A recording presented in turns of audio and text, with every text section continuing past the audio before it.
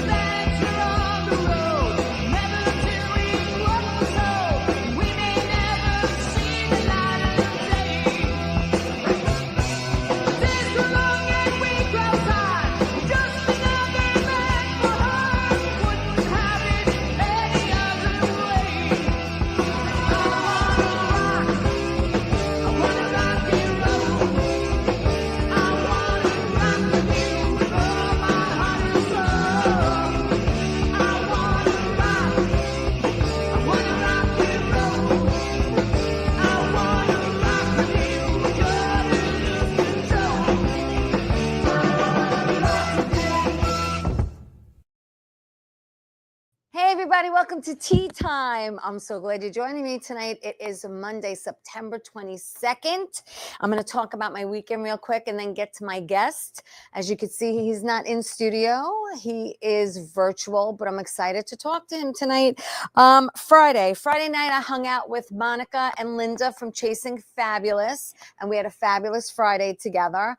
On Saturday, I went to go see Hell's Kitchen, which is Alicia Keys' show in Manhattan. And there's Raquel, my girl, Raquel and I, we've been friends 48 years. We went to go see it. It was fabulous. And after we went to go see it at the Schubert Theater, we headed over to Patsy's for dinner. And there's my friend Sal. There's Sal. He's the owner and chef of Patsy's. And for those of you who don't know, Patsy's is a very famous place in Manhattan that Frank Sinatra went to all the time. And he's got great stories about Sinatra.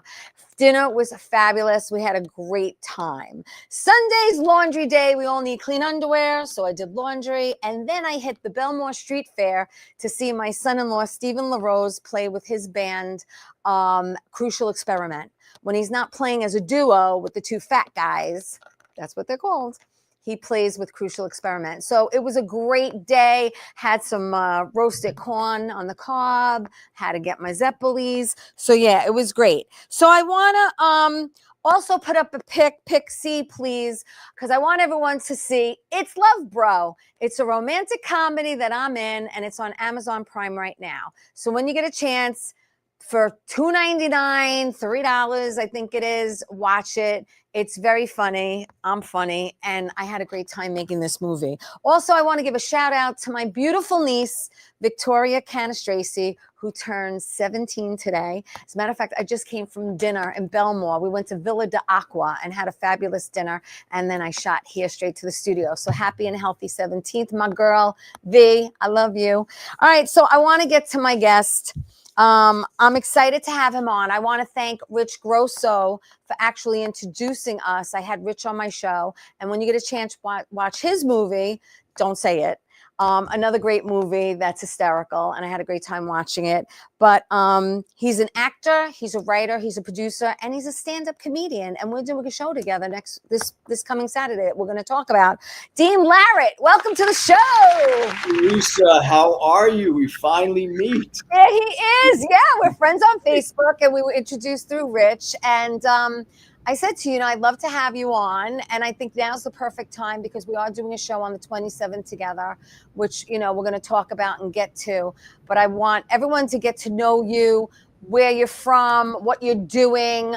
You actually grew up in Flushing, Queens, right? I'm from Flushing, Queens, more, I guess, what they call Fresh Meadows. Meadows, yeah, because I'm from Bayside. And a lot of the kids I went to school with went to either Cardozo or Bayside High, or where you went. Or Van Buren. Or Van Buren. And where you went. I went to Francis Lewis High School. Franny Lou. On Utopia Parkway. Yeah. And, graduating class of 1982. Yeah, let's put up Pick D, please. Let's see Pick D, because I think I got that yearbook picture.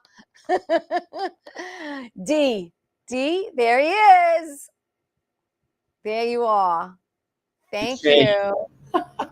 And Yeah. you know what my high school quote was? What was your high school quote? My whole high school quote was from the song Rosalita, Springsteen's Rosalita.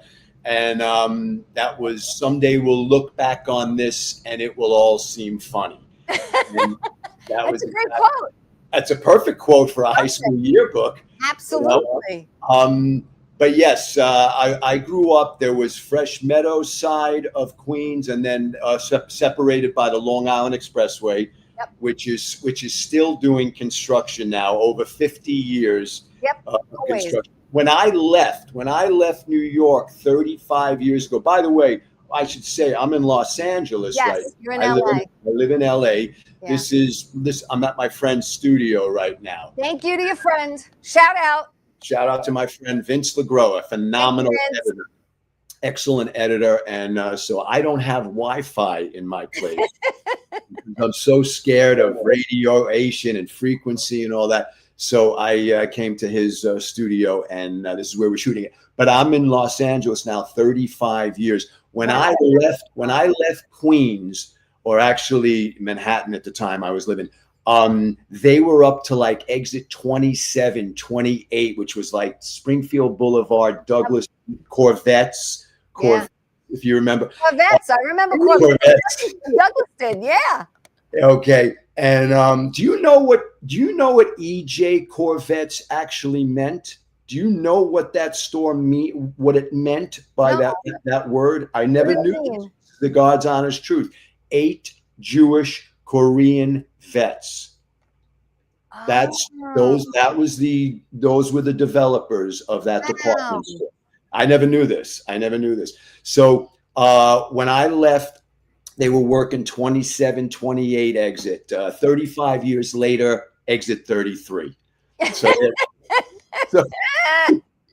oh my God, that's great. Somebody's cutting checks. Somebody is. After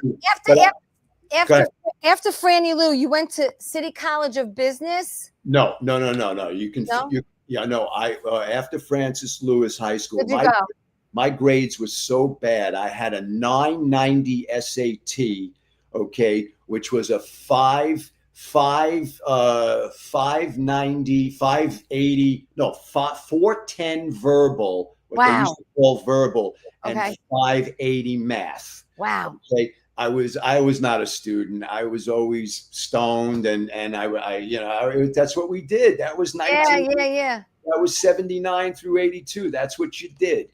So we would all get stoned on the side strip of Francis Lewis High School, and then we would go into class and just bug out on teachers. But I'm being truthful, But so I had horrible grades in high school. So I had to go to. I was listen to this. This is funny. I don't know anybody on the planet that was actually turned down by New Paltz. Okay, SUNY State University of New York at New Paltz, they would let you in as long as you had a pulse. There was no grade. I got denied. My grades were a 74 average. And so there was one school. All my friends were going to Stony Brook, Queens College, Oneonta, Oswego. Everybody was accepted to different places. I couldn't get accepted anywhere. State University of New York at Brockport, which was 16 miles away from Rochester. It's sandwiched in between Rochester and Buffalo. Right. So, that was the only school that accepted me, but on a contingency program. I had to take psychology and sociology at Queensborough Community College. Okay. Over the summer. So Francis Lewis did something that they never did to anybody. They allowed me to be finished with high school before graduation so that I could take those classes at Queensborough Community. That's how bad of a student. But I got in. I got 2 B's in those classes, and Brockport accepted me. I stayed there for 2 years. The weather was ridiculous. It was constant snow, and it was horrible. So I stayed there for 2 years upstate New York, and then I transferred down to University of Maryland. Right. And that's where I graduated with an accounting degree. Okay, Accounting. with an accounting degree. That's not what you do. No, I've never done a day's work of accounting in my life. I've never, not a day's work in my life. And the irony to that is that my aunt Dell, how are you? My aunt was an office manager for a Big 8 accounting firm. So all I had to do was show up for the job interview, and I got the job. Right. Wink, wink, wink. Right. And I didn't go to the interview. I did not go to the interview. And so I didn't feel it. I started doing like in Brockport, I took a class called Concepts of Modern Communication. This is 1982. And I had a teacher by the name of Dr. Polly Rogers who taught this class in communications. And at the end of the semester for the final in the class for the semester, she said, you're going to have to break up in sets of 6, groups of 6. And I want you to put on a sketch. Okay. Anything you guys want to do. So I was known as the class clown in the class, and since 3rd grade. My parents were coming up to public school to the principal's office all the time. He's mimicking voices. He's doing voices. And they would ask my parents, the principal would ask, Frank Whitson was his name, the principal, would ask my parents, let me ask you something. Why is he mimicking and doing the full Johnny Carson monologue? Wow. Johnny Carson is on at 11:30 at night. What's he doing up? Why is he up? So I had that family where my mother liked to take her makeup off at the end of the night with the TV on in the background in my room. So I would watch the Carson monologue, and if there was a great guest, she would come and watch with me and my brother. And blah, blah, blah. So cutting back to going to Brockport. So this teacher, Polly Rogers, we put together groups of 6, and I played Johnny Carson for 45 minutes. Had to do a 45-minute sketch. Wow. I did the monologue, and I could do his voice. I started out in voices, and so at the end of the hour sketch, it was 1 sketch per team per day, and then the next day when we come to see her class, there'll be another team doing it. So I'm getting my bag of my knapsack, okay, with books. And everybody's gone in the room, and she comes over to me. I'll never forget this. She comes over to me, a very, very nice, attractive lady, professor of communication. And she goes, can I ask you a question? And I said, yeah, sure. She goes, what do you study here? And I say, I study accounting. I'm going to be an accountant. I'm going to be a CPA. Okay. And then I'm telling her, because my parents always say to me, you'll always have a job if you're a CPA. Everybody needs a CPA. But that's what they try to drill into me. But so she says, she starts laughing when I say accounting, and I go, what are you laughing at? And she goes, you want to be an accountant? She goes, didn't you feel the energy of the people laughing at you in the audience while you did your sketch and while you played Johnny Carson? And this was 1982, where an officer and a gentleman had come out with Richard Gere. This was his breakout movie. And I had a guy who played Richard Gere. I was literally interviewing guests as though I was a Johnny Carson. So it was great. The thing went well. And I said to her, I said, Dr. Rogers, I said, Doc, I've been doing this since 2nd, 3rd grade. This is nothing for me, of making an audience laugh. Okay. But I didn't know back then that she saw something that I didn't. Okay. So she starts to laugh at me, and I go, well, and then she said to me, I think you should go into the theater program. And I said, listen, this is upstate New York. I grew up in Queens, And there's an old adage, there's a light bulb on for every out of work actor on Broadway right now. So Yeah. I tried to dissuade her from persuading me. Okay.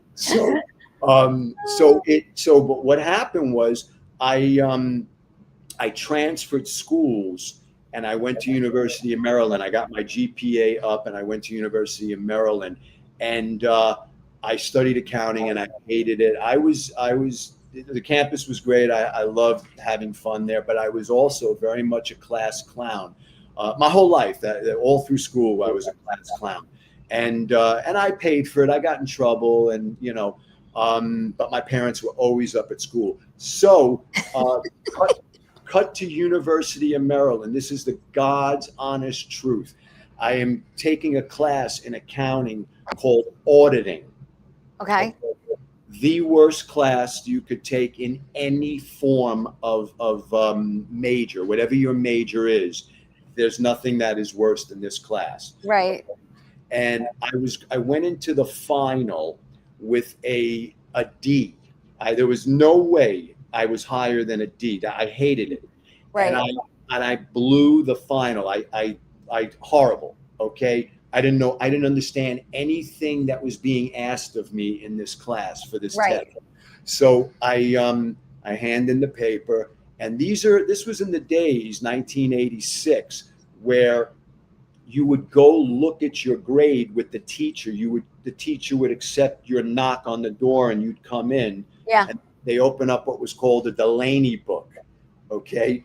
And he opens it up as Dr. James Bora. And I said, hey, Doc, I guess I'm going to be staying here another semester, because I can't graduate with a D. Can't graduate. Okay. And I knew I failed the final, so I was probably going to fail the class. Right. And this is God's honest truth. He opens up the book and he goes, oh, Mr. Larit, I gave you a B. And I went, a B in the class? And he goes, yeah, I gave you a B. And then I said, Doc, I have to be honest. I want to be an honest guy. My parents taught me to be somewhat honest, if possible. And I said, I had a D going into the final, and I didn't answer any of your questions. And God's honest truth closes the book and says to me, Mr. Larit, this is the most boring class that can be taught in the curriculum of accounting. And your comedy and your creative mind kept people from falling asleep. Oh my God. Class. Yeah. And the fact that you had under your notebook, a Penthouse magazine. Okay. And I said, oh, you saw that? And he was like, oh my God. He goes, I'm giving you a B in this class for keeping people awake. And then he looks at me, I'll never forget this. And he says, now do me a favor. I get choked up when I remember this. Yeah. He says, do me a favor. Go back to New York and make people laugh for a living. Wow. So that one day I can tell my grandchildren that I had you in my class. Oh my God, that's crazy. And I walked out of his room probably the most confused I ever was in my life, because he's telling me, he even said to me, there is not a prayer that you will ever be an accountant. That's what he said to me. And so here I am getting ready to graduate. Wow. A few days later. And I'm now being told that I would be horrible at the art of accounting. So that's my long story short about. Wow. All right, well, we're gonna take my first break, and when we come back, we're gonna talk about how you got into comedy and where your first gig was. We'll be back after this. Don't go away.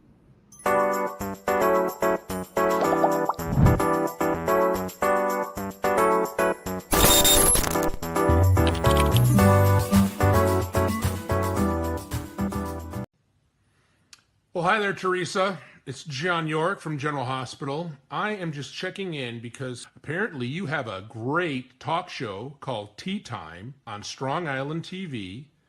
I want you to have continued great success and have a lot of fun. It sounds like you're having a lot of fun, and that's pretty much the key to everything, isn't it? So continued success. I'm proud of you. Have a great day, Theresa. Bye. Hey everybody, welcome back to Tea Time. I'm so glad you're joining me because actor, writer, producer, and stand-up comedian Dean Larit is with me tonight. Hi, and we're talking about how he went to school for one thing, accounting, and his teacher's telling him you need to go back to New York and make people laugh. So what I want to know is, how did that happen? Where did you begin? Because I know how I began in stand-up, but when did you do your first gig and where? I graduate December of '86, University of Maryland. I move into Manhattan in May of '87. Okay. And I'm living on the Upper East Side, 88th Street, New York Avenue. And a guy that was actually on your show, gentleman by the name of Kent Casper. Yes, I had Kent on.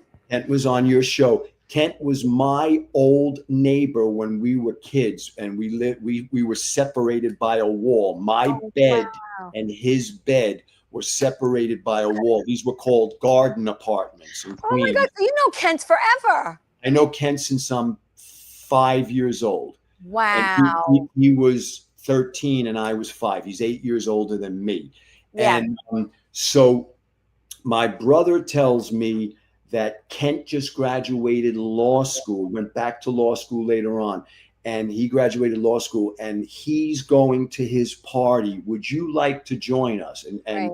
Kent invited you. Hasn't seen you in 100 years, Wow. but wants you to show up. Yeah. So I go to the party. Now, Kent was doing stand-up comedy out of his guitar case in Manhattan. I don't know if he discussed that with you. I haven't seen the episode. Mm-hmm. So he was doing stand-up, Washington Square Park, Upper East Side, Columbus Avenue. Yeah. And he'd take a guitar case out and he would make $200, $300, $400, $500 a night. I know. It's crazy. In the days when people were strolling in Manhattan on a nice Friday, Saturday, summer night. Yeah. So I go to the party. We catch up. Oh my God, little Dean Larit is a grown man, blah, blah, blah. One of those things, blah, blah, blah. And I'm 22 now. I'm pushing 23 actually. And so we start talking, and somehow, some way, I did Stallone's voice in the room where we were, me, my brother, Kent, and a few other people. And what happened was he was like, that's a great Stallone, man. That's really cool. And so he, at the end of the night, he goes, I'm doing stand-up tomorrow night across the street from Isabella's on 77th and Columbus, which was the restaurant that they would eat at on Seinfeld. Not the diner, but they would always go to Isabella's for a fancy dinner. So that was 77th Street and Columbus Avenue. And he goes, come on down and watch what I do. And I go down there with my brother. And all of a sudden, there's about 150 people in a semicircle watching him up against a public school with a fence. So he had a nice fence to use as a backdrop and to lean against. Yeah. And the guitar case is out. And all of a sudden, God's honest truth, he goes, ladies and gentlemen, one of the advantages of doing street comedy on Columbus Avenue is every once in a while there's a celebrity that is in the audience. And I don't know if you people see him, but ladies and gentlemen, Sylvester Stallone is here right now. And I turn around, I'm looking for Stallone. Oh my God. And he's like, no, you sir. And I go, and I'm scared to death. I'm like, what? Even though I did this kind of stuff in school, I didn't know that this is going to happen right then and there. So I go on quote unquote stage, which was basically in front of the semicircle of 125, 150 people. And I do the entire scene of Mickey, Burgess Meredith, and Rocky having that famous fight of, you know, I've been coming here 6 years and blah blah blah da, da, da. And the thing gets a huge applause. Nice. And I got bit right there. That's and it. That was it. And so what happened was my brother went home. Kent said, "Why, hey, you and I, well, let's go to a diner later on and talk." And he goes, "Man, you had that audience really, they were into you, you know, blah, blah." He goes, "What'd you feel?" And I was like, "You know, I did this all through school, Ken." And he was like, no, you should think about this." And I stayed and Kent drove me back to Queens and blah, blah, blah. And the next thing you know, he finds me in an apartment in Manhattan in 1987. And I move into this area, which was, like I said, 88th and York. He was the one who helped get me that apartment. Yeah. And that didn't work out. That lasted about 2-3 months, and I ended up moving in with Kent in the middle of the day with a Gristedes shopping cart. With a Gristedes shopping cart, I moved from 88th to 83rd Street. Wow. Okay, and Kent and I lived in a studio apartment together, which was the size of the size of a small kitchen. I'm sure. I'm sure. We lived, and he started getting me gigs as an MC. Okay. Like in Jersey, Callaloo Comedy Club in Morristown, New Jersey. Yeah. He would get me these gigs that he was on, and I'd get $50 back in 1987 to do 10 minutes up front and 2 minutes in between the feature act and him. He was the headliner. Yeah. And I just never stopped. I just never. That was it, because you're doing comedy over 35 years now? I started theoretically, actually receiving money was probably the middle of 87, beginning of 88. And at the same time, I was also doing male stripping. Well, let's talk about that, because saw the photo. Bobby's going to put up some pics, and I'm going to tell you why. Because I know, researching you also did print work. You did a lot of print work. So let's put up your headshot first, which is pic E, please, because we all have that black and white. Look at that hair. From back in the day, where did that hair go, Theresa? Where did it go? Let's put up pic F, because I want to put up pic F. Now, that's a bunch of headshots, but there's that one pic in the center, girls. Let's put up the next pic, Bobby, because I had to zoom in on that pic. That was my Playgirl. That was ladies. That was the Playgirl interview. No. But go ahead, I'm listening. And we're going to put up pic H, because this was an ad for, actually, a polo shirt ad. Now watch what's happening. Do you know what's going on in this picture? Well, I know all the way to the right, the woman with the short hair. That's right. You want to tell everyone who that is? That woman in the short hair is now standing up all the way to the right with the white all top the way on. To the right is now a multi-billionaire. That is Kris Kardashian. That's Kris Kardashian. That is my first boss out in Los Angeles. Amazing. Kris and I were like brother and sister. That's awesome. And now she doesn't remember who I am. We're gonna continue with pic I. We're gonna stay there and go to I. Pic I. There's pic, you're popping, you're holding champagne in that pic. Right. And then there's another one, a body shot with me and the girl on the left. Yeah, and then that's Jay. That's the next one, right? That's it, yeah. There you go. And then let's go to you talking about male dancer. That's right. And we're gonna go K. Now I cropped this because I just wanted to get you.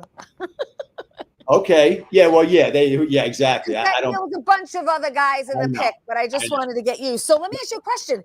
Where were you dancing? Were you dancing in Manhattan, or were you traveling at all? Here's what we were doing. Well, here's how it happened.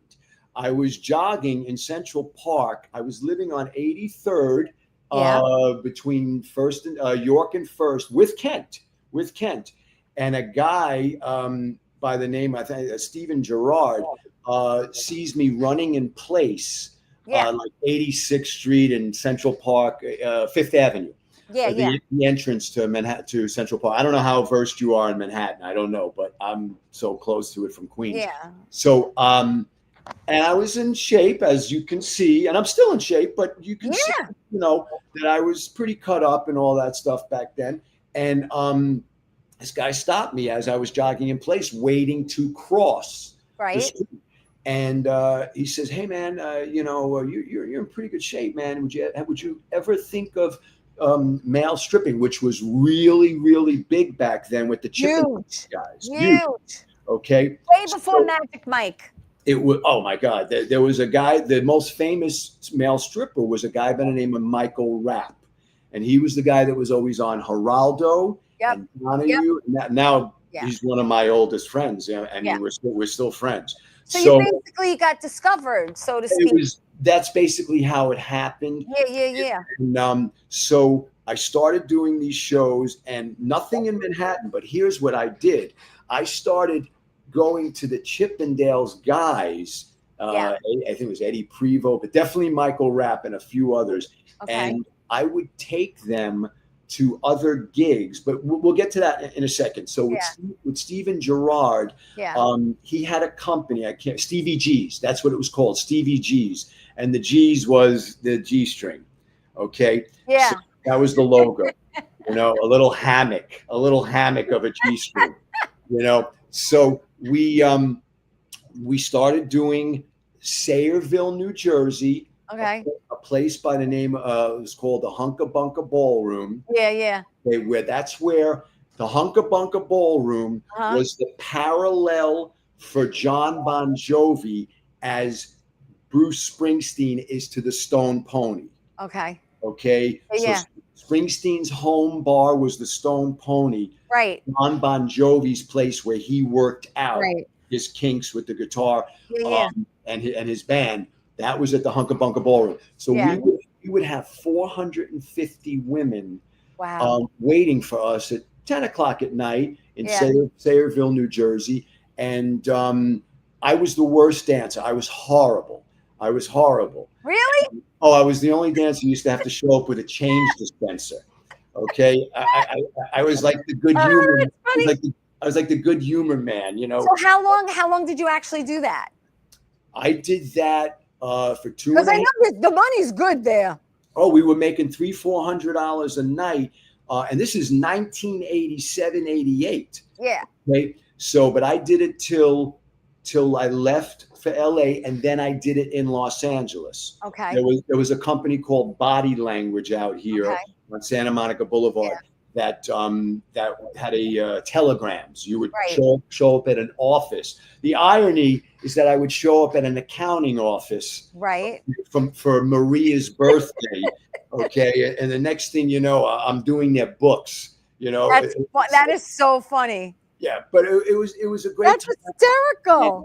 But that's how I got into stand-up. What happened was there's 450 women in the room, Bensonhurst, Brooklyn, okay, where they used to say to me all the time, "Hey, don't worry about it. You park anywhere you want. Anybody has a problem with you, tell them so-and-so said it's okay." I'm like, okay, I got it.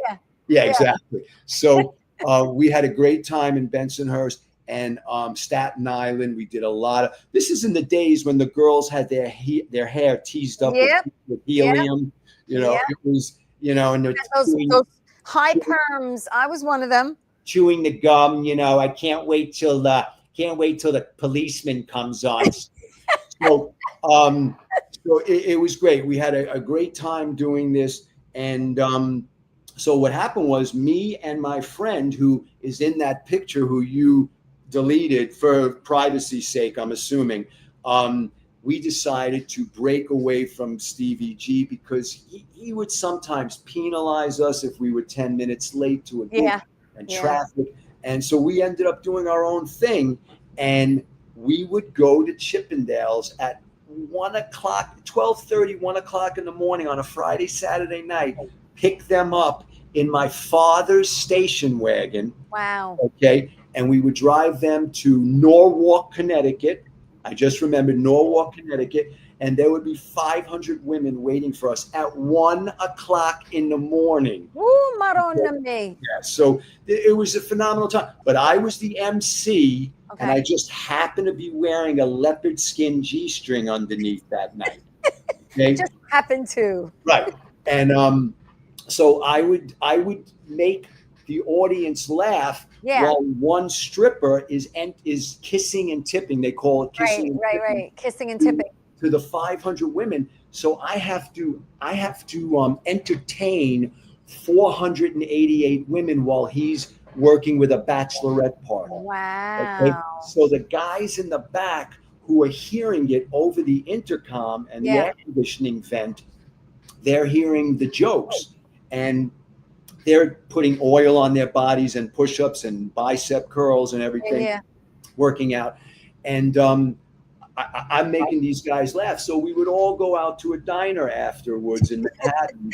And I swear to God, Michael Rapp, who was the most famous male stripper ever, he made so much money. Teresa, this is the God's honest truth. Whenever we went out to eat at the end of the night, 2, 3 in the morning, the Green Kitchen on First Avenue and 77th Street, we always went out to eat, 5 guys. And he had a hefty bag of money. Money. Wow. And the way he paid the bill, they were all single bills, all dollar bills. No, for him there were 10s and 20s. Yeah. For us, for me, it was change. I had change. Okay. But what I'm saying is, he would pay the bill by turning over the hefty bag at the table and then looking at me, because I was the Jew accountant. Okay? He would look at me and say, "Is that enough? Does that cover the table?" Because he felt sorry for us for making 8 times this little much money. So he would cover the tab and everything. He was great. Michael was great. Just an Adonis. He was a complete Adonis. Still a good-looking guy. He's in his early 60s as well. God bless. But that was it. I want to jump ahead real quick to 2000s, because I want to get to the acting thing too, because you did some acting on one of my favorite shows. But skip to 2007. By the way, I want to cut you off. During the break, I saw that you had an advertisement or a support. That was John York. I did 10 episodes of General Hospital. Well, you know what? Since you brought it up, we'll go there. Okay. So real quick. Go ahead. I have 1997. You did the Tonight Show with Jay Leno. I was doing sketches for Jay. I only did about 5 or 6 sketches for Jay. Excuse me. And you know what? I'll take it. Then in 1999, you did do 1 episode of Port Charles. I did an episode of Port Charles and we're gonna put up pick N, please. Wow. N is in Nancy, because from 1999 to 2011, you played Officer Davis on Days of Our Lives. 2009 to 2012. 2009 to 2012. Okay. Played Officer Adam Davis. Now let me tell you, that was an interesting story. And then go ahead. Pick O. We got you on General Hospital. That's me. And that's Maurice Bernard, who plays Sonny. Corinthos. I played his henchman for 10 episodes. You did? I was his mob henchman. How much fun was that? That's my favorite show. I've been watching it since high school, and I've actually had on Adam Huss and Carolyn Hennessy, and I've had on some people from GH. So unfortunately, in the soap opera world, you'd never really know their names. Okay. I know. You don't know their real names. You only know the character names. Exactly.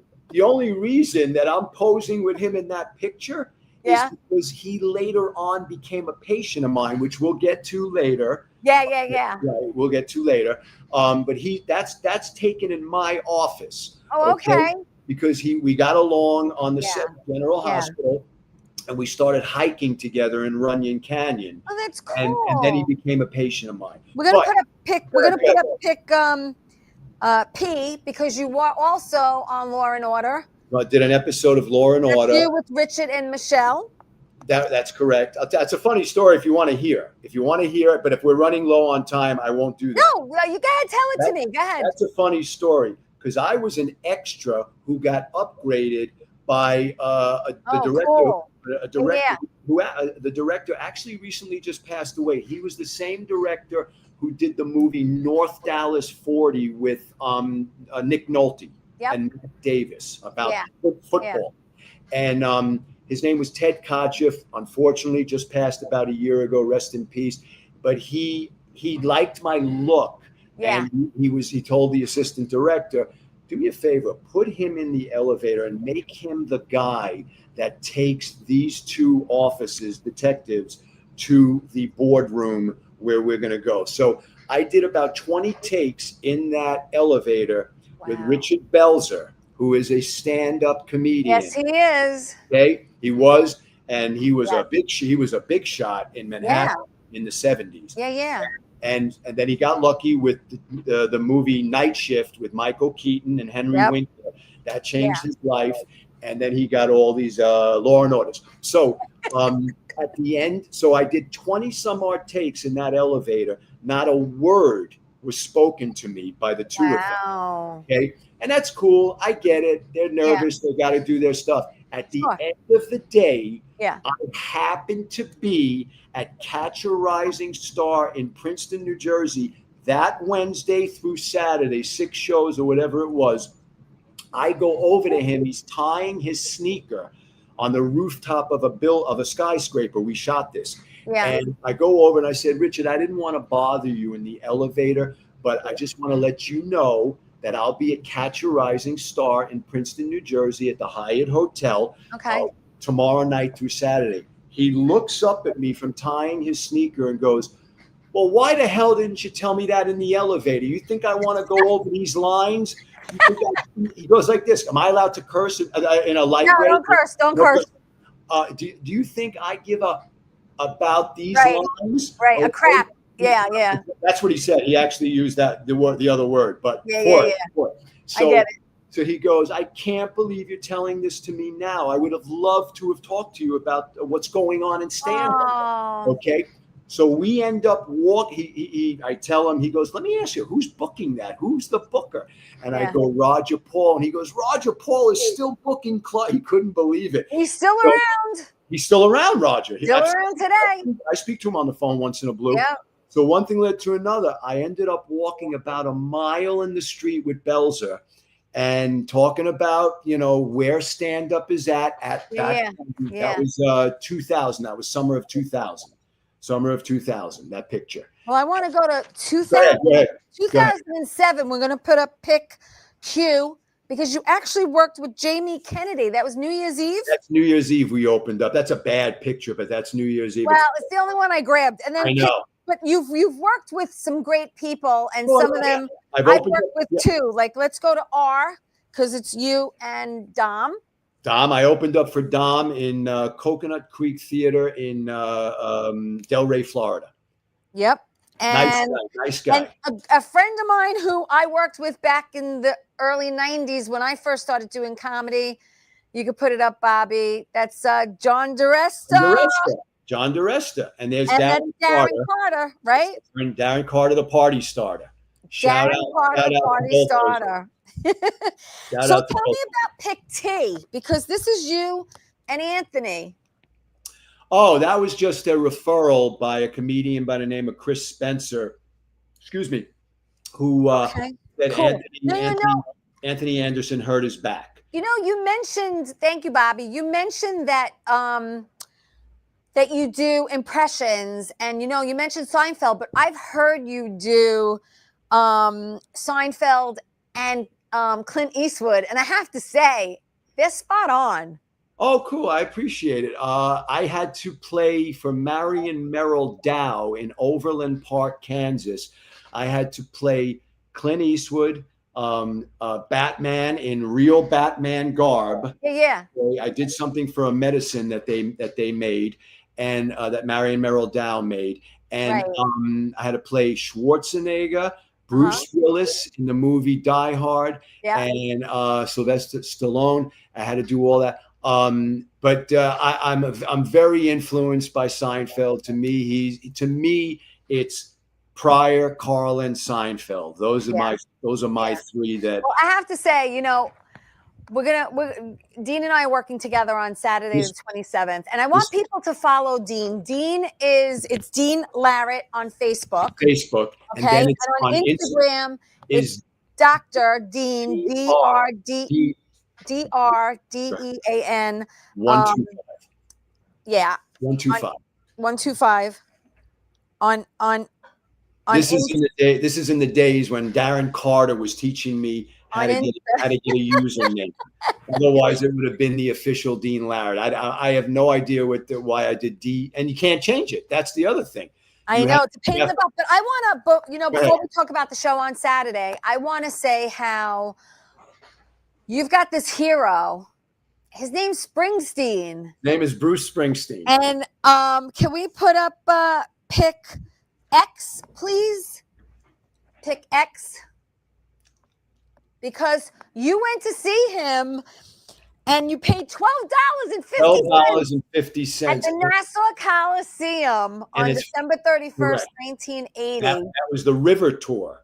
Yeah. And you actually got to meet him and hang out with him. I've hung with him 3 times. I was going to say on more than one occasion. So let's put up pick W.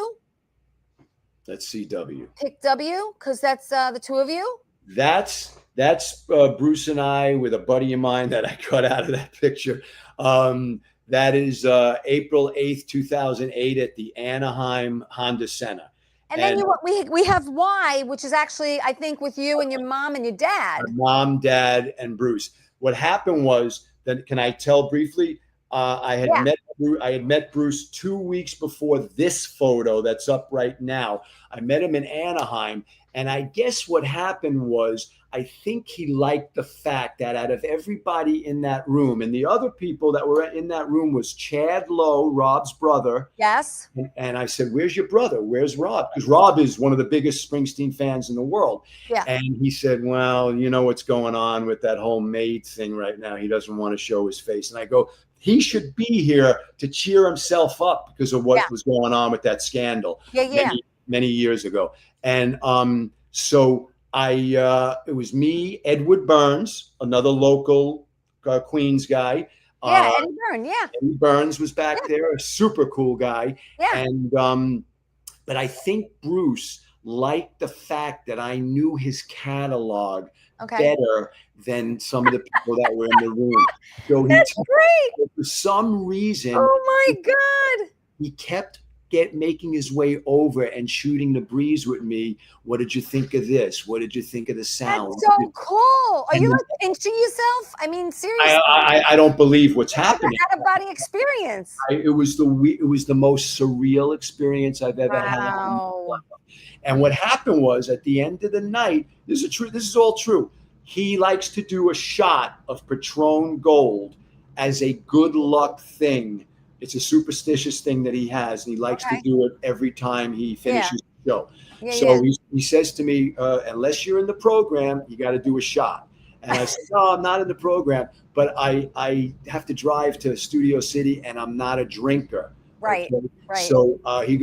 So he actually said to me, he goes, so you'll do a shot, okay? It's great tequila, and you'll stick around until you feel you can drive. Okay, like, all right. Bruce Springsteen is not trying to kick me out. Not do a shot with Bruce. Right, and not only that, he's telling me when you feel good to go. I'm not. And you want to hang out with him as long as you possibly can. Of course I do, but you don't want that night to end. But you can't act that way. That's what they love. They love when they can talk to you not as a fan. Right.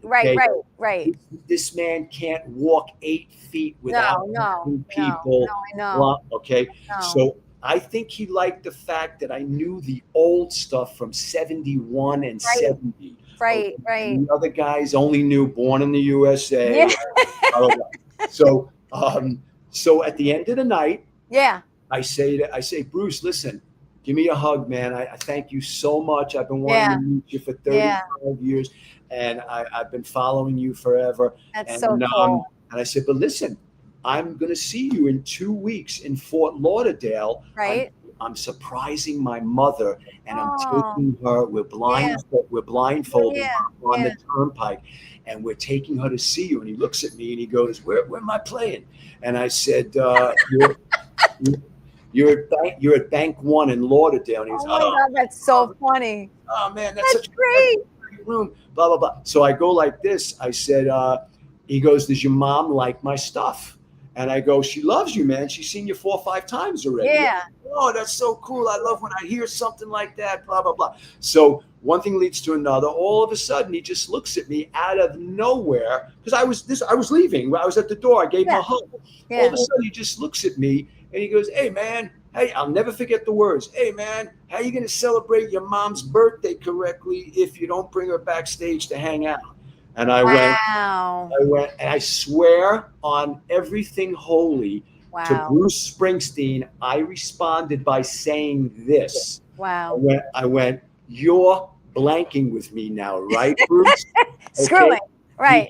He gets I get it. He gets up in my face and he goes, oh, man, I ain't blanking with you now. Do you want to hang or not? Amazing. I go, I definitely want to hang out. Amazing. So he was a man of his word. Awesome. I love it. Thank you for sharing that with me. Listen, we have like 4 minutes left, and I know we have to talk about the show on Saturday. Before we do really, really, really quick, you do something called House Calls of Comedy. I do House Calls of Howie Comedy. and Kevin. Howie Wallfish. And no, Kevin Alderman is not part of that. He was a guest. He was a guest on the show. Was he really? Yeah, he was a guest on one of them. I did not know that. But he does the Comedy Cartel. Okay. Cartel.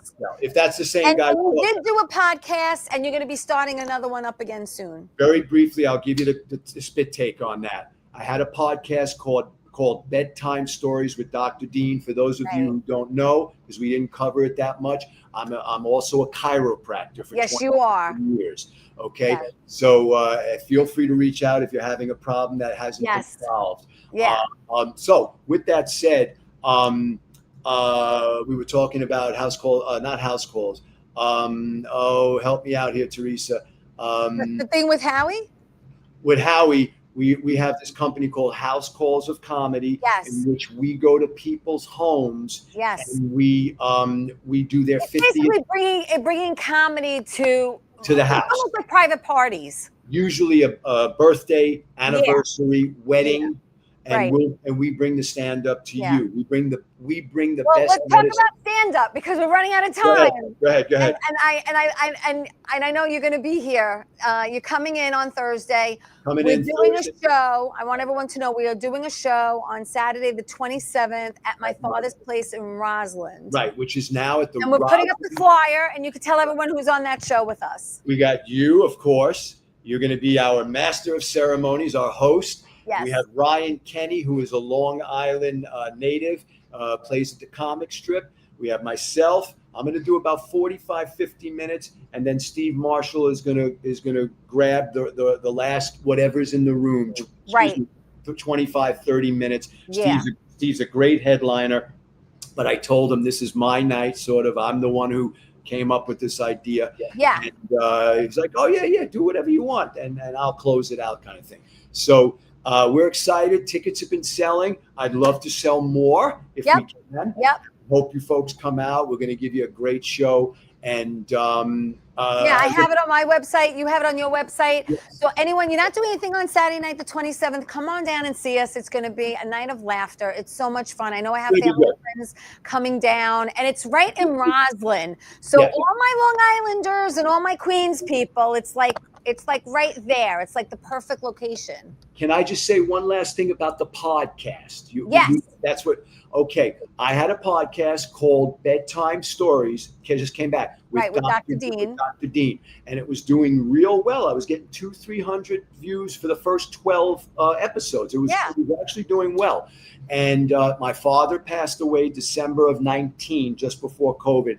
And for some reason, I just bailed. COVID started. I just wasn't into it. My head wasn't right, and I wasn't into it. Now, my brother has passed away. That's another story. And my mother has just passed away. And so I stopped one podcast because of a death. Right. And now I'm starting a new one, which is called And So It Goes with Dr. Dean. Okay. And that's because of the death of my brother and my mother. So Right, one ended one. I'm sorry for your losses. Oh no, I'm a big boy. My brother Yeah.